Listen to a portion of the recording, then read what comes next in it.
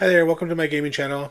Decided to make a gaming channel from a Gen X perspective and things that my thoughts about gaming and all the breaking news and see how much of a following I'll get and see if people are really into this with me and see what kind. And I think it'd be a lot of fun to get my perspective on the gaming industry for my thing. One of the things I wanted to cover was a little bit talk about Sony's going all digital. Yeah, so that's a big sour one on me. And I want to talk a little bit about Power World from a Gen X point of view. I only bought that game because it was only $18, and I wasn't sure if it was me, but I wanted to give it a try. And you know what? From a Gen X point of view, it was a quite fun game. The level of detail and all the stuff that was in that game was actually pretty amazing. And I would have never bought this game if it wasn't for just a low price of $18. But for $18, I was willing to take a risk on it and see if it was worth it.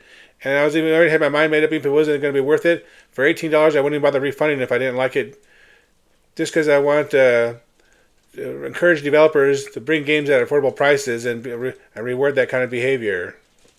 So I'm really happy to see the developers be those developers who made that game make the money they made and be respectable to the fans who bought their games.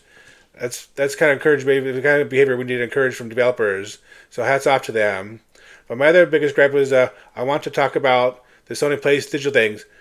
I have a PlayStation, PS5. I probably got, I don't know, 30 or 40 games I bought, but I don't actually really play them very much. But it's been something where a lot of times, like when I bought the games. James Bond game was called First Night or First Sight, or I forget what it's called, but the new James Bond game that came out, and I didn't buy it for the Steam account, and I bought it for the PlayStation just because I wanted to collect the the PlayStation version, so I had a hard copy for my collector, so something I could pass down to my kids, and something just it's just like a hobby of mine. And when Sony killed the disc version and only went digital, there's no more purpose for me for buying a Sony PlayStation. There's no purpose. I mean, why would I want to go to the Sony PlayStation market and they charge high prices? Prices never drop. You can never trade your games in. You lose all value and all ownership. It's a crock of shit. That was the reason why I got the PlayStation, because it had the disc option where I can get the physical copy, and that way I can be in control of my games. And and I wasn't willing to pay the high prices in the PlayStation Store, and now they just become another greedy corporation that I gotta walk away from. And it's really sad they became that way and got so greedy. I can't find no single reason why I need a PlayStation anymore, or why I'd ever buy another PlayStation. Yeah, it's just crap. So Sony just killed me. I bought all the PlayStations. I was a big PlayStation fanboy, and they're dead to me now. This level of greed. I guess no more physical copies for games for me, because you can't even get digital copies really with Nintendo. That's why I never bought the Nintendo machine, and so I don't think they really know how important it is for fans to have physical copies of the games, and they're missing the mark. In fact, I think they should be encouraging this behavior by when they launch games. There should be physical copies, and they should offer little rewards when you buy $100 game or you buy the 100 whatever version of the game. There should be some kind of merchandise that comes with that, some collector's piece. I don't know why they don't tap into the hobbies of people who are collectors and they don't give up physical stuff with their games. I remember when I bought Lunar Silver Star on the PlayStation, it came with a Lunar Silver doll and all these little extras. This is the kind of behavior we should be changing. If we're going to pay that much money for a game, we should have some more value in it, just the game. Then we should have little collectors. They should be giving us something a little extra for paying that kind of high price. So I don't understand their philosophy of screwing their fans and not catering to what the fans want. We're the one that buy these games, and we should be demanding what we want and not what they want to give us. If they can't give us what we want, we gotta stop buying their stuff. And so, don't buy Sony. I don't know if that's how they're going to be. And I'm not even a fan of Nintendo no more after what they did with their last machine. So, and I don't know much about Xbox. I had the Xbox 360, but I couldn't see a point of going to Xbox so you can get everything on Steam. So I guess now I'm a Steam fanboy or whatever, because that's where I do most of my gaming. But I hate to see Steam get the whole market share eventually, because absolute power, absolute corruption. I'm scared of what will happen to Steam if they give them too much market share. I'm hoping that Xbox can smart up and give them some competition a little bit and create their own market, because I know as a fan I want more than one market to be surviving, and it's good for competition. So let's see how that goes. And then reaching back to Pal World. Oh, I only got 10 hours in this game, but I was playing with the buddy. This game's really fun with the buddy, and there's so many things you can do in this game, and there's the crafting. And the game makes me feel like a little kid like too. I mean, it's kind of fun to relive your kid years and playing some kind of kid game, but it's a lot of fun actually. I really enjoyed it. I was surprised I enjoyed it. I never really got into Pokemon because it was so expensive and it just seemed like too kid like. But from what I'm hearing from everybody who is a Pokemon fan, this is much better than the actual Pokemon, and so far I'm pretty impressed. Another game which I just recently got into that I used to mock my sister about years ago when I was such a workaholic. I got into Dragon Quest 11, the latest version. Actually, I had a lot of fun with that too. That was a better game than I really thought it was, and sometimes I go back to eat your words when you mock your little sister, but I don't know. It was a great game, and it's a slower paced game, and I just don't have the ability to play those Counter Strike games like I used to, and Counter Strike. Oh, I wish I could go back to those days, but that was fun. But those days are long and gone. But the only kind of first person shooter I've played recently that I really enjoyed when it first came out was Arc Raiders. I was in love with that game for a while. I loved the community. It was such a such a great game at launch, and I loved it and loved it. And eventually, the rats killed it.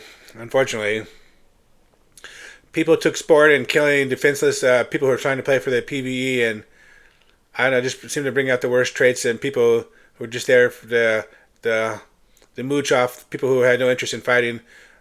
It's like putting pacifists and warriors together. The warriors are just going to slaughter those motherfuckers. So, yeah. So that's what happened to Arc Raiders. It just got destroyed by those kinds of players, and it's just not enjoyable no more. And it's too bad because I don't know why they never try to cater to the PVE people, because I think that was their bread and butter. I met some really good, nice people on that game, and they were so generous, and it gave me a refresher in life that, yeah, there are great people out there in the world, and I don't know why they didn't nurture that behavior and nurture that group of people who put up that higher player count, and they let a good opportunity pass themselves by not catering to the people that were really putting the money into the game. And so I'm sad to see what happened to that game, and I don't know if there's a chance to revive it or not, but every once in a while I log back in, but it's just too daunting to build all your resources up and spend an hour or two farming to get all your sources, or spending days to develop the craft equipment and getting the resources for it, and then only go on a map in 30 minutes, everything gets taken away from you because some rat player, and you have to do that all over again, and then you have to grind that, and then it's going to take all that time, and then someone can just steal it from you. And why do you want to do all that? There's no fun in that. Just being a farmer who keeps on getting stabbed in the back after doing all that. I don't think Embark got the message that the people who are really paying the game and giving them their money don't want to be treated that way, and it's too bad that that's what happened to the game. So that's one of the games, and I just recently got into Baldur's Gate. Well, not recently. I think I have how many hours I have in that game now? I think I'm close to. I think I'm close to 100 hours, maybe, or more. I don't know, but somewhere in that ballpark. But I missed a great game when it came out, and usually I can be suspicious when a game is really good. When the price never drops on Steam, it holds its high value. That could be usually a good indicator that the game is worth full price when it never seems to lose value, and there's never seems to be a cheap Steam sale. Sometimes that could be an indicator of a really great game coming out when you hear people raving about it, and the price never really ever drops that much, and because it's got the quality, and that's actually a game I would say it's worth full price if you're a cheap person like me, and you only buy the games when they're on sale. And that's one of the rare games that I was happy I bought it at full price because it was actually worth the money. And that game brought me back to my old Apple IIc days when I was a kid in the '80s of the imagination. But this had the video and the technology to bring it back to life what they could do back in the '80s. And if you're a Gen X gamer, you're gonna like Baldur's Gate. And of course, anybody who's a D&D fan, I'm sure you're gonna love this game too. But you probably already know it if you're a D&D fan, because this game is better. I'm hoping that whoever makes the fourth one lives up to this level, because that was amazing. And Baldur's Gate really deserves attention. But yeah, so right now I don't know what games I have on the horizon to buy, but those are the kinds of games I'm into right now. And if you like my stories and you like what I share, I'm gonna keep on making channels and keep on making videos, and I'll get a few people who catch on and enjoy what I'm talking about, and we can share more ideas in the chat column and see where it goes. All right, you have a great day, and hope you like the content I shared with you today. Bye.